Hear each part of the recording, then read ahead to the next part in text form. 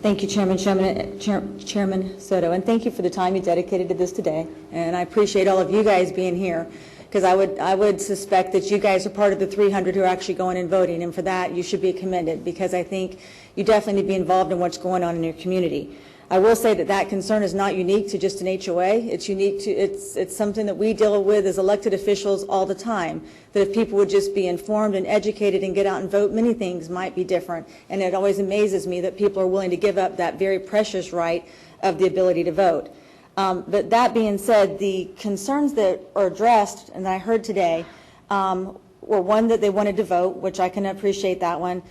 They don't like how the money is being spent. They didn't like how the courts had ruled. That they didn't like some of the services that the HOA was offering. Many of those concerns are not unique to Osceola County, and it's not unique to HOA situations. Like I said, I was chair of regulated industry. We had multiple HOA bills that were filed to address all of those very issues. You saw some of the steps that we took as a body to try to address some of those concerns by requiring training of people who are in charge of HOAs. I did a bill last year dealing with the fees that the HOAs are charging to give information to the residents that they should be giving.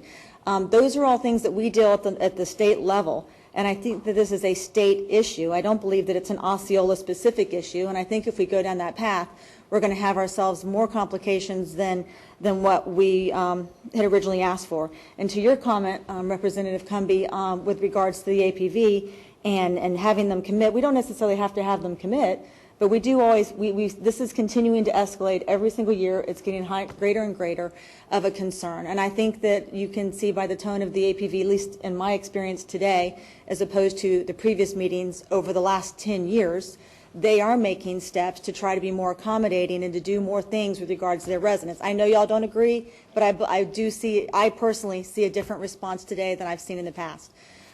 So I would say at this point, this to me, to have a local bill, to call this a local bill, in my opinion, is not appropriate. That's not what it would be, because it is going to have statewide effect. Not only that, it's going to affect many more homeowners associations than just those of Poinciana Village.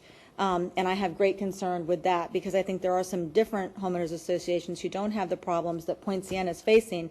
They're going to have negative consequences from what has happened, not to mention we're starting this weird precedent of doing statewide legislation to fix little local issues and things that are big, but local issues that are not unique to just that locality. So with that, I'm not going to be able to support this bill today, but I am going to continue to try to work as best I can to help mediate the concerns between the villages and the APV, and watching and seeing what we can do at a state level to address excessive fees when you're possibly late, to address issues of foreclosure and how that process, to make sure it's got full disclosure and people know what's going on, to address some of the other things when there's mismanagement of funds. Make sure we do it in a thoughtful way, but I don't believe that this body here is the right body to make that determination and to do something specific to Osceola County. So with that, I will not be supporting the bill, but I will be working with the issue.